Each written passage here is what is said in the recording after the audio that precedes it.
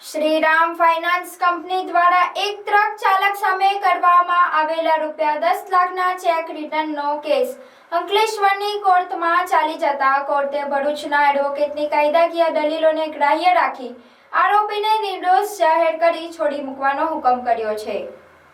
કેસની વિગતો અનુસાર ઝઘડિયા તાલુકાના રાજપારડી ગામના રહેવાસી સપન વિરેન્દ્રભાઈ પટેલ નામના વ્યક્તિએ વર્ષ 2017માં એક ટ્રક ખરીદવા માટે શ્રીરામ ફાઇનાન્સ કંપનીમાંથી ₹14 લાખની લોન લીધી હતી। લોન લીધા બાદ તેઓ નિયમિત હપ્તા ભરતા હતા, પરંતુ સંજોગોવશાત કેટલાક હપ્તા ભરી શક્યા ન હતા। આથી ફાઇનાન્સ કંપનીએ તેમની ટ્રક જપ્ત કરીને વેચી દીધી હતી। ટ્રક વેચી દીધા બાદ કંપનીએ બાકી લોનની રકમ તરીકે વધુ ₹25,34,625ની માંગણી ચાલુ રાખી હતી। આ દરમિયાન કંપનીની અવારનવારની ઉઘરાણીને પગલે આરોપીએ 29 માર્ચ 2023ની પાકતી તારીખનો ₹10 લાખનો ચેક ફાઇનાન્સ કંપનીને આપ્યો હતો। શ્રીરામ ફાઇનાન્સ કંપનીએ આ ચેક પોતાના બેંક ખાતામાં વટાવવા માટે નાખતા તે ચેક અપૂરતા નાણાં ભંડોળના શેરા સાથે પાછો ફર્યો હતો।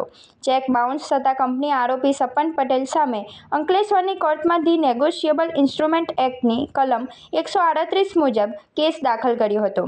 આ કેસ અંકલેશ્વરના additional chief judicial magistrate Shri Y N. પટેલની કોર્ટમાં ચલાવવા ઉપર આવ્યો હતો, જેમાં આરોપી સપન પટેલ તરફે ભરૂચના જાણીતા એડવોકેટ રાજેશ ટી. પ્રજાપતિ રોકાયા હતા।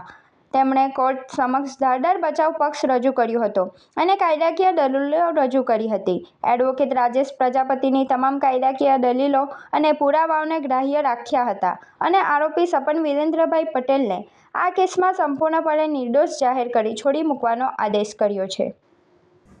કે જે નાણાં ધીરધાર કરવાનો ધંધો કરે છે તેમણે રાજપારડી તાલુકો ઝઘડિયા જિલ્લો ભરૂચ મુકામે રહેતા સપનભાઈ પટેલને ₹14 લાખની લોન આપેલી હતી અને એ લોનથી સપનભાઈ પટેલે ટ્રક ખરીદેલી હતી અને એ ટ્રકના સમયસર હપ્તા ભરતા હતા, પરંતુ થોડા હપ્તા ના ભરાતા શ્રીરામ ફાઇનાન્સ કંપનીએ તે ટ્રકને જપ્ત કરીને હરાજી કરીને વેચી દીધેલી અને સપનભાઈના ખાતામાં પૈસા જમા કરી લીધેલા હતા।